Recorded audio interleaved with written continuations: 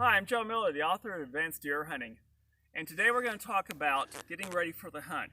What kind of equipment should you bring? Alright, so these are some of the things you should put in your rucksack or backpack. Alright, let's go ahead and look at this. Okay. First, as you notice, I have a new backpack. My son gave it to me. Thank you, Jordan. Why do I have a new one? Because each year I'm going to put things in here that might smell a little bit. And if you use the same backpack year after year, guess what?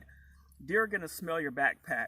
So every year, I go ahead and buy a new backpack. They don't cost that much. You can get them at Walmart, Academy, Bass Pro Shop, wherever, and Gander Mountain. And it's worth the expense. Next one, what goes in the backpack? Okay, well, one of the first things I put is a flashlight. Why a flashlight? Your camera your smartphone has a flashlight. But what if your smartphone doesn't work? What if the battery goes out? What if you drop your smartphone and lose it in the woods or get it wet out here because you're in the wilderness? You know, your smartphone should be your backup. Your primary should be having a flashlight, a good old-fashioned flashlight. At least have 400 lumens on it. That way it's really bright.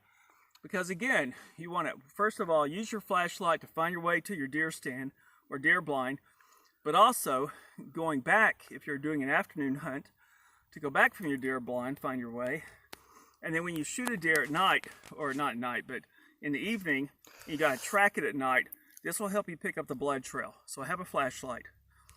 Second thing, always use scent-free remover. You want to use that before you go out hunting. Now, you don't have to put this in your backpack, but use it. Spray all over, especially your hat, your gloves, your boots. You know, things you don't realize that can really smell, because the deer can pick up the scent. You know, we can't, but the deer can. So, highly recommend before each hunt, use scent-free scent killer. Bring water in your backpack. That's real important. You don't want to dehydrate out there, even in the cold. You still need to drink plenty of fluids. Have an empty pee bottle. As you can see here, I put it in camouflage. But having an empty pee bottle helps because, you know, think about this. You know, hunters will say they pee from their stands or their deer blinds, and it doesn't affect the deer hunting. Well, how do you really know? If I can smell human urine, I'm sure the bucks can. And a wise buck, a trophy buck, can say, whoa, I am not going in that area. Even though you don't see that buck, he can smell your urine and avoid your area. So you don't even know that you scared off a big buck because you peed around your stand. So go ahead and take the time and use the bathroom in this. Next one, laser rangefinder. Laser rangefinders are great because then before the bucks show up or the deer show up, you can shoot landmarks and say, oh, that landmark is 60 yards away, or that feeder is 80 yards away, whatever. Trees, cactus, bushes, rocks. And that way, when the deer show up, you know how far they are, because you don't have time to use this when a deer shows up. You know, chances are he's moving, he's coming in your area, and plus you don't want the extra movement of pulling this thing up to your eyes and shooting the range. So do it beforehand. That way you have the ranges in your head, and you know where to aim. Next, especially for bow hunting, real important for bow hunting. Next one, deer scent. Deer scent. I'm going to have a separate video on that about how to use them and when to use them, because you don't use the same scent throughout the pre-rut, rut, and post-rut. So I'll shoot a separate video on this. So this is the brand I like, Wildlife Industries. This works really well for me, at least in this location down here in South Texas. Also, a pair of rattling horns. As you can see, these are old antlers from a young buck that we found out in the woods. And so we cut them off, and these really work well. Why? They're the real thing. And again, I will show you, along with how to deer call, how to rattle, a separate video. Next, your grunt call. It has the doe bleed on there and also the grunt call. Next, tape, deer tape. Why deer tape? Well, a couple reasons. One, use it for scouting. before you hunt, and that way you mark where you're going. You don't get lost out in the woods. And then when you come back, you take the tape up. That way you don't leave any sign that you were out there. You know, that way other hunters don't know where you were. Secondly, when you see a deer sign like a rub or a scrape, you want to put that tape over it and then walk around and find out where the other rub is, where the other scrape is. And that way you can see where the original was. And thirdly, the last, is when you shoot a deer, a buck, chances are they're going to drop. But if they don't drop, you got to track it. And when you track it, you find the first sign of blood, and that's where you put the tape over it, again in a tree, bush, whatever. And then you go in the direction of where that buck went, find the second spot of blood, and mark that with another piece of tape. Then that way you have a line, a direction that you can track the buck.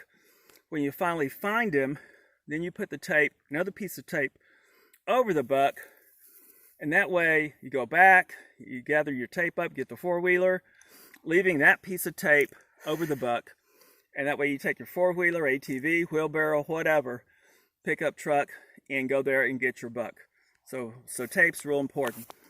Tacks, glow-in-the-dark tacks. These are real important. Why? Because when you go to your deer stand, either early in the morning or late, or leave it late in the evening after hunting in the afternoon, you got to find your way back to either your deer camp or to your truck. So tacks work great. They shine with your flashlight. You stick them in the tree, and you have a shiny road to follow, a shiny pathway back to where you want to go. Next one, a knife. Always have a knife. And make sure that knife has something that is not camouflaged to where you can see it if you drop it in the tree, in the woods with all the leaves. This one's pink. You can easily spot it.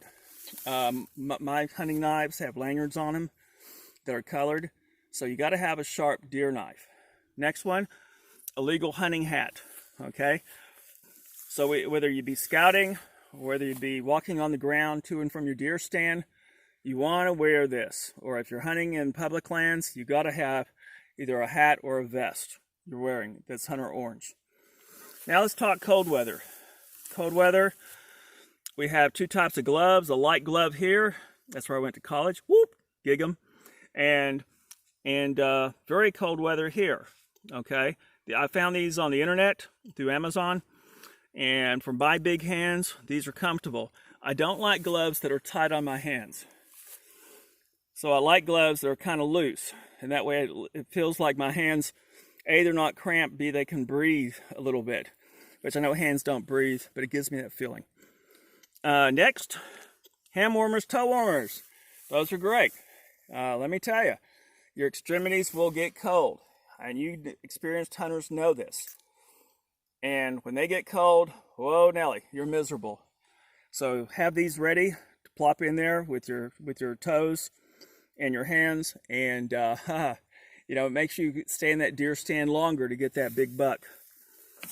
Here you see cold weather boots.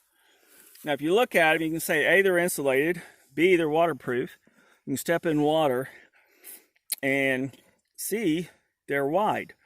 Then, in other words, if your feet are wide like mine, and I got wide flat feet, you know, 28 years in the infantry, so you want some boots that stretch. They don't cramp your feet. Also boots that you can wear hunting socks in there that are a little thicker, and you can put an arch support in there, and now you can wiggle your toes and with comfort. You can see what I'm wearing here. I got these from New Balance. These are scouting boots. They're lightweight, they're really wide. I can wiggle my toes. And these are great for scouting or for bow hunting. But these would be for gun hunting in the cold winter months.